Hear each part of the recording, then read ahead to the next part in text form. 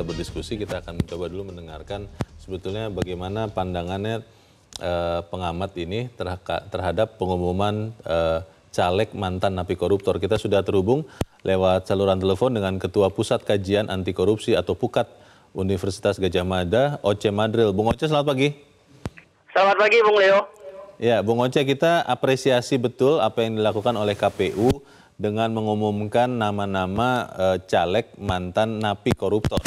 Tapi pertanyaannya, pengumuman ini akan dilakukan atau ditempel atau ditaruh di mana dan akan efektif tidak ya, Bung Oce?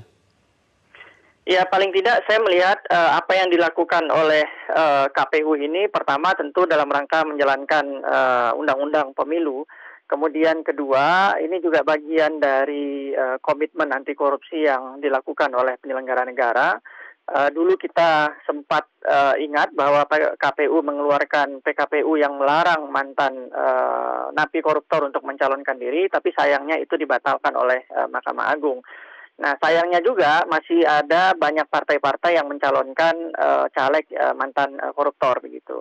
Jadi ini adalah respon yang bisa dilakukan oleh KPU untuk mensosialisasikan, mempublikasikan siapa saja mantan-mantan napi yang menjadi caleg untuk kemudian bisa diperhatikan oleh masyarakat. Dan upaya sosialisasi ini memang harus dibuat masif. KPU ada di semua tingkatan daerah. Jadi menurut saya supaya ini agak lebih masif, maka di semua tingkatan daerah perlu ada tindak lanjut untuk mengumumkan caleg-caleg koruptor, terutama di dapil yang memang ada caleg koruptornya begitu. Oh, jadi nanti di TPS di mana caleg-caleg bekas terpidana korupsi ini akan berlaga, itu akan ditempel juga tidak pengumuman ini di TPS-nya? Menurut saya akan jauh lebih menarik kalau di TPS tertentu ya, di tempat di mana ada caleg koruptor, kemudian di dapil tadi ya, itu juga bisa ditempel pengumuman begitu bahwa ini adalah caleg mantan koruptor, ini adalah caleg mantan napi, supaya pemilih memiliki informasi yang cukup sebelum melakukan pencoblosan. Jadi itu ditempel itu bisa atau akan pasti ditempel itu, Bung Oce? Untuk sejauh ini kan kita melihat KPU masih mengumumkan secara publik berapa kemarin ya, dan belum melakukan upaya-upaya yang jauh lebih detail. Saya sih mengusulkan supaya mungkin bisa di TPS tertentu yang memang ada caleg koruptornya, atau di tempat-tempat yang mudah diakses oleh pemilih. Ini juga tidak menyalahi menurut saya, karena memang kewajiban undang-undang itu kan mengumumkan kepada publik. Sebetulnya tidak hanya penyelenggara pemilu, tapi si caleg sendiri itu harus aktif mengumumkan begitu. Cuma kan mereka pasti nampaknya tidak mau begitu. Jadi ya KPU penyelenggara yang harus aktif. Iya, itu nanti surat suara tidak jadi ditandai ya untuk mantan-mantan koruptor ini? Sepertinya teknis surat suara sih tidak ya, karena juga secara teknis tentu akan sulit juga untuk menandai dan seterusnya. Saya kira cukup pengumuman itu atau informasi kepada pemilih itu menurut saya sudah cukup efektif. Dan di samping itu, Bung Leo, harus juga kampanye anti caleg koruptor ini juga tentu harus dimasifkan juga ya oleh penyelenggara. Jadi tidak hanya kali ini saja, tapi ini masih ada waktu yang panjang. Masyarakat juga saya kira kalangan civil society juga harus aktif mengkampanyekan, karena ini kan kita berharap caleg-caleg koruptor ini ya saya sih punya pandangan mereka mestinya tidak maju lagi, mungkin ada jeda waktu supaya mereka dihukum dalam tanda kutip begitu ya secara politik, supaya kita bisa membenahi DPR, DPRD yang sekarang masih dianggap terkorup oleh masyarakat. Baik, tapi kan kesadaran itu kelihatannya masih sangat langka di Indonesia ini, Bung Oce. Betul, itu persoalannya.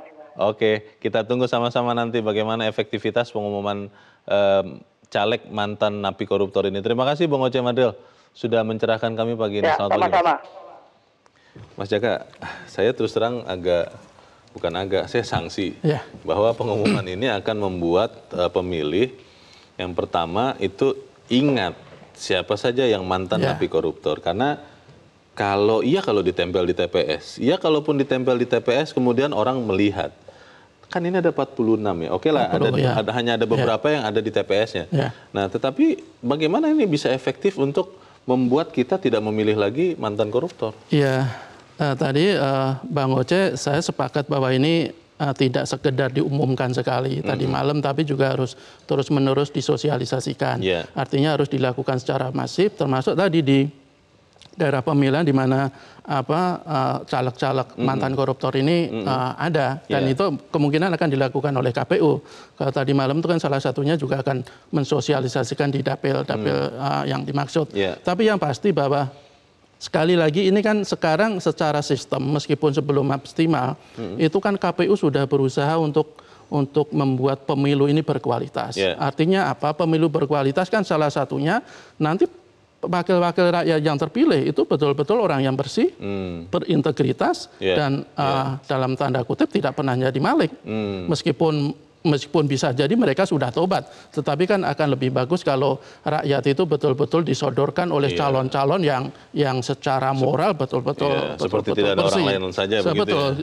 Kan kita ada ratusan ribu bahkan jutaan kok yang calon-calon wakil rakyat yang saya yakinin ada banyak di antara mereka juga punya cukup integritas.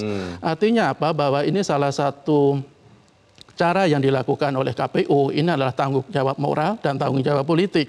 Tanggung jawab moral bagaimana seluruh anak bangsa ini betul-betul kita berperang melawan korupsi. Saya tetap kurang yakin, Mas Jaka, apakah ini akan efektif, karena jujur saja banyak sekali kita, tidak usah kita lah, saya sendiri malas begitu untuk mencari tahu ini orang-orang ini siapa. Tapi kira-kira akan seperti apa akan kita bahas di bagian berikut. Pemirsa tetap bersama kami, Editorial Media Indonesia segera kembali.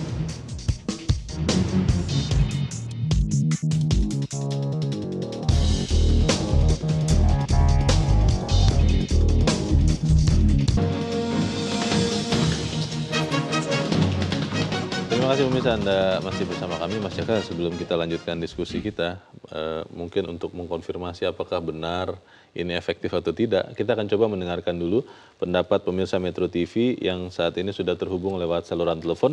Yang pertama ada Pak Edward di Bengkulu. Pak Edward, selamat pagi. Selamat pagi Metro TV. Selamat pagi Pak Edward. Silakan Pak, bagaimana menurut Anda pengumuman ini akan efektif membuat kita pemilih tidak lagi memilih mantan koruptor? Saya ingin jelaskan dulu, uraikan dari awal. Bahwa seluruh bangsa Indonesia punya komitmen memusuhi korupsi, karena korupsi salah satu extraordinary crime, kejahatan luar biasa yang membuat bangsa ini terpuruk. Itu yang pertama. Kedua, untuk jadi wakil rakyat itu bukan lapangan pekerjaan, adalah ranahnya pengabdian. Jadi diperlukan orang-orang yang punya integritas, orang-orang jujur, orang-orang yang amanah, orang-orang yang akan membawa aspirasi rakyat yang diwakilinya. Dia duduk di sana sebagai wakil rakyat. Bukan lapangan pekerjaan. Nah, selama ini kenapa kita sesalkan, oke lah kalau alasan kita sesalkan MA itu membatalkan bahwa ada tentang caleg yang mantan koruptor itu dilarang untuk mencalon. Oke lah, karena menyangkut HAM. Enggak apa-apa, silakan.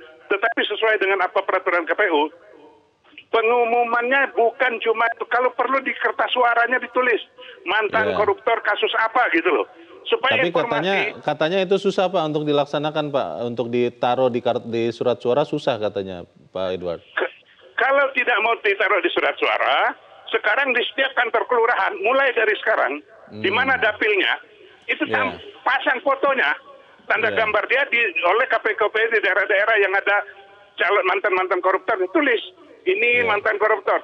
Kalau nanti rakyat sudah yakin dia bisa memperbaiki diri selama ini, selama dia berasimilasi dengan rakyat, dia bisa meyakini bahwa dia sudah jadi orang baik, silakan rakyat pilih. Tetapi kalau tidak, takutnya ini tidak tersosialisasikan sehingga rakyat tidak memilih. Dan perlu digarisbawahi, rakyat Indonesia memilih masih bukan dengan rasional.